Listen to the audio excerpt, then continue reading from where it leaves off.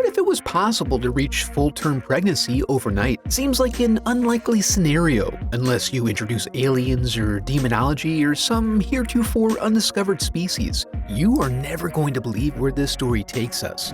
We opened in 2012 in a biology class where the teacher is spitting about gametes up front while these former zygotes plan a rager in the back. Sarah takes a pause from discussions of getting faded to roast her former friend Haley for asking a pretty reasonable question. They're then interrupted by the entry of Skylar, freshly returned from his trip to Mexico. You can tell by his tan and his tanky.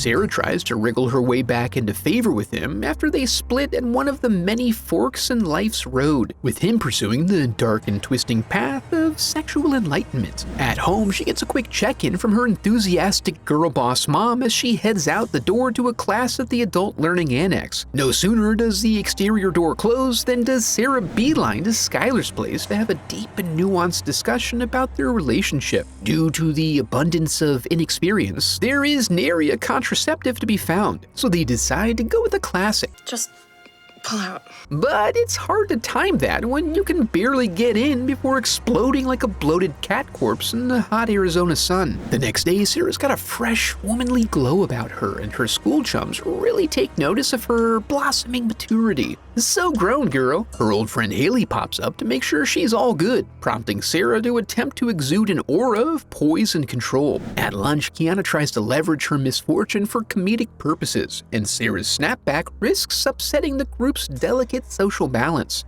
She's just in a mood, of which she has many in short succession. What, are you like pregnant? Oh, she seeks out immediate confirmation and is temporarily reassured by a comforting false negative, resulting from not following the directions on how long to wait. I mean, it's not a Polaroid, but tests are really unnecessary when you go through about 40 weeks of gestation overnight. She pulls on the customary chunky sweatshirt and dips out the window. When the coast is clear, she checks in with Skylar to see if he's okay, as if he's pregnant. He's so good, he's ready for a follow-up lovemaking sesh, but she's got no time. She tries calling Kiana, but can't get a word in before she starts barfing out all the latest gossip. So she ends up at Haley's house, hoping her old friend with the open social calendar has little time and sympathy to lend her. She offers up some good options, but Sarah's first prio is secrecy, and priority number 2 is expense management. As a result, they end up at the free clinic where an enthusiastic theist yells about Jesus' love into their face. Inside, the questionnaire reveals what she's been up to as Haley tries to guess who the daddy is. As they try to convince the nurse that she's only one-day preggers, Sarah exhibits an intense defensiveness over the suggestion that Skylar is the father, betraying her guarded secrecy. They begin to make some sort of loose connection between this strange event and his recent return from Mexico, but the sleuthing is cut short when whatever's going on in there prompts the nurse to go fetch the doctor. Shortly after she leaves, Sarah's water breaks, so now they have up to 24 hours. But Sarah insists Haley give her a cervix check on the spot. After acclimating to the quantity of butthole on display, she checks what's going on down there, and it's nothing good. Luckily, the doctor arrives just in time and takes immediate control of the situation. As a seasoned pro, he just pulls up a stool to make an appraisal of the situation and time her next contraction.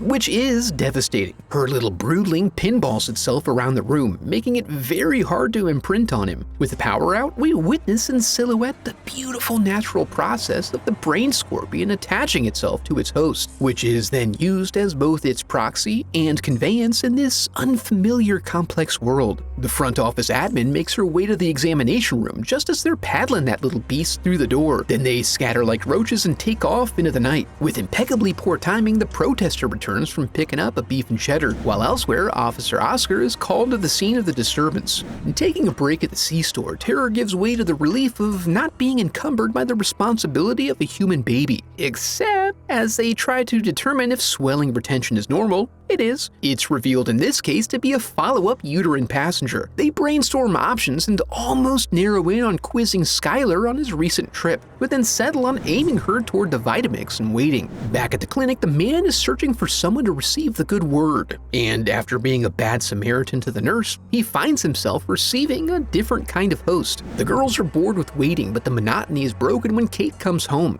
Excited to see Haley again and thinking Sarah's in the bathroom, they catch up on old times and she drops some truth bombs about her daughter's new, dirty personality before zipping off to class. Feeling like they need to give nature a little nudge in the right direction, Haley suggests they visit the local alpaca farmer, Dave. She once saw him speed up an Alpi labor by administering a shot. Yeah, but that's an animal. We're all animals. On the ride out, they ponder the consequences of leaving the critter back at the clinic. Failing to see it trying to catch up with Mommy, they instead resolve to circle back after the procedure to see about destroying it. Meanwhile, Oscar arrives on scene and calls in additional help. While searching for clues, he does find Sarah's check-in info at the scene. The girls arrive at Dave's, their former employer, and his excitement about this reunion is somewhat dampened by a rundown of the current situation. A student of the natural sciences, he posits this must be the work of a parasite or blood fluke or something that's hijacked her womb. His opinion of the situation turns positive as he becomes excited to be on the precipice of some new discovery. While pondering possible sources of the scourge, the Mexico factor again arises. Elsewhere, we found Oscar struck out at Sarah's house and has no other leads, except he's also on his way to cheer himself up by seeing some alpacas and happens upon Haley's license plate. This is a fortuitous event as he's able to connect the registered owner to Haley's information as an emergency contact on the admission form. The girls reminisce about their old shenanigans but are interrupted by Skylar. He's upset that Sarah's not feeling well because he was hoping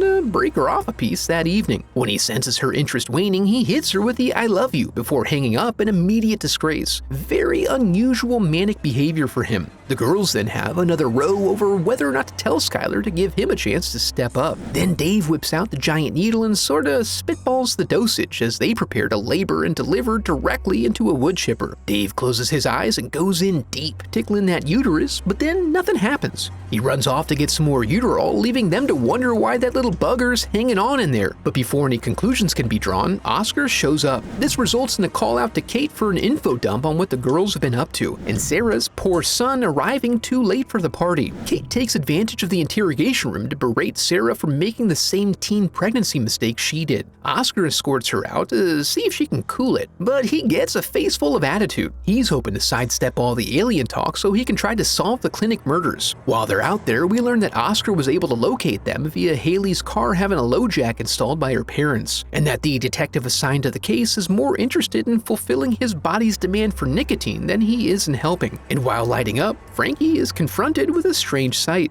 Back in the room, they make an attempt at creating a calm, non-judgmental environment conducive to truth-telling. But the alien talk starts back up and Oscar pops a blood vessel. Their good progress is halted by screams from outside. The whole department waits with bated breath and is introduced to the new Frank via a smattering of blood and an ear-piercing shriek that sets them to firing. Unfortunately, they only hit their comrade and then pandemonium ensues. The ladies all lock themselves in a holding cell for safety while Dave shamefully deuces in the corner. From his throne, he suggests that the two entities are communicating via some portion of the electromagnetic spectrum for the purpose of reuniting and using Mommy's corpse for sustenance. Dave cuts it off so they can make a go for the Uterol, which is in an evidence locker across the station. This should be no problem, as I'm sure the situation will shortly be managed by these consummate professionals. So they stay low and manage to avoid getting shot. But the chemistry between Kate and Oscar is palpable and distracting. Oscar puts up a good fight before becoming a meat puppet and is punished appropriately for his prior actions. Dave recommends 100 cc's before leaving them to go lay down a distraction,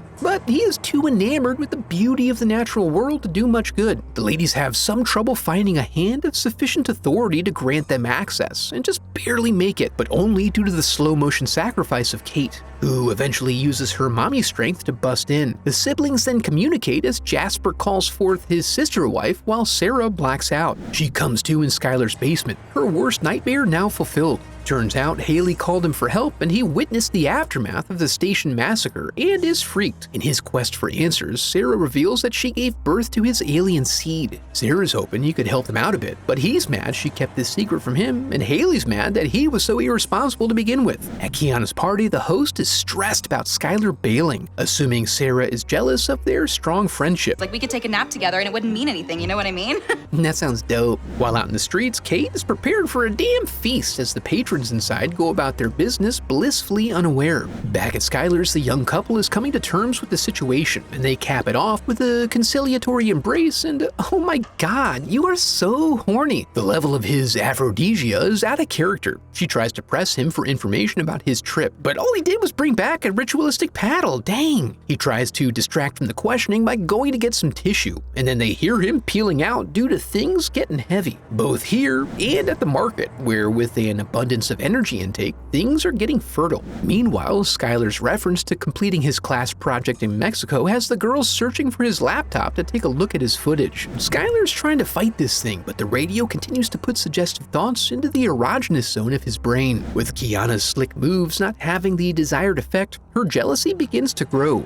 Desperate for the attention her friends are getting, Kiana summons Skylar with the universal fertility hieroglyphics. With the pressure mounting, Sarah becomes upset now that Skylar's not here and blames Haley for driving him off, turning the tables in a very self-centered way. So Haley hits her with the truth about how she ghosted her best friend and is responsible for her mom's death. Unable to withstand the heat, Sarah locks herself in the bathroom, where a trail of unavailable paper products leads her to finding the laptop, which was stowed away for convenience. It's locked, but Haley's brother works IT for a security firm, and her Uber just showed up. Across town, the sole survivor of the gas station massacre manages to slip out and call 911. Luckily for him, there is one officer left to help, Oscar, who is not dead, just severely injured. When the girls arrive at Jerome's, he uses the ages-old hacking technique of guessing the password, and is immediately deluged with some of the most chaotic fart porn ever conceived. They peruse Skylar's class project, which includes belching and luggage humping. They learn that the paddle is a ritualistic sword used to fight spiritual enemies. They then find him at the museum checking out the fertility totems.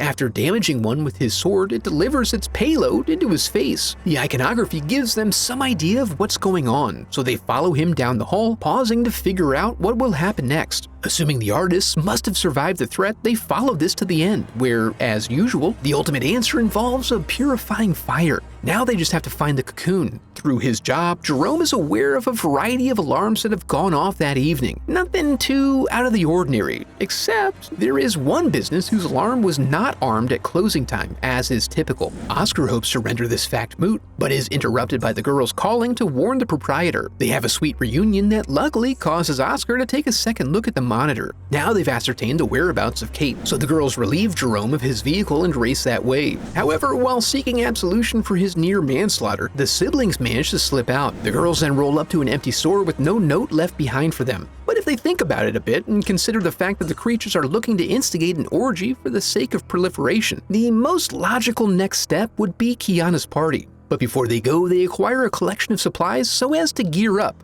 Moderately. Somewhere else, Kate comes to, but in very different circumstances than when she went to sleep. Inside a birth sack, watching some aliens rail each other. Sarah and Haley then arrive at the party, and their presence puts an immediate end to the festivities. Despite the crowd's undivided attention, they are unable to convince their peers of the impending danger and need to dissipate. They try to get some help from Kiana, but she's in the first floor bedroom testing Skylar's fertility. They continue trying to convince everyone, but to no avail. And even despite Skylar's unusual and overtly sexual behavior, transitioning from Kiana to Sarah to basically anyone who agrees to copulate, even if it means screwing on the dance floor right there. Seeing is believing, however, and when Kiana hits the floor with a little head scorpion, the partygoers finally get what they were saying about that dangerous thing that might be happening. After the first zap, they have a hard time chasing that host-hopping little sucker through the crowd, but do make some progress. With Haley and her jumper posing the greatest threat, it focuses on her and is able to put her down for the time being. It eventually finds a very capable host in Skylar and slowly squeezes the life out of Sarah. Fortunately, Haley comes to and finds a battery post that zaps it across the room into a blender, finally, and they turn it into a healthy drink that promotes brain focus. She heads to the basement solo and frees Kate from her placental trap, stripping away the tissue in order to save both her and the world. Sarah is then horrified to discover that this species exhibits sexual dimorphism to the extreme. As Kate dips out the window, things get a bit blowy in the basement, and Sarah is ultimately pinned to the ground and only able to buy a few moments with her ritualistic paddle. It's looking like a potential sacrifice situation, until Sarah thinks back to the lessons of the evening and tosses an entire bottle of Uterol down the beast's gullet. Haley then pulls her out as the womb explodes. In the aftermath, everyone takes a moment of quiet reflection, admitting Make sure to pair up with the appropriate person to complete their various character arcs. That one was definitely pushing the limit, but if you're still looking to get nasty, be sure to check out this video next. And now that we're here, I want to congratulate you for making it to the end of the video and affirm that you are a very special person because of it. And if you enjoyed the video, I would love for you to become part of the channel by subscribing. Thanks for watching.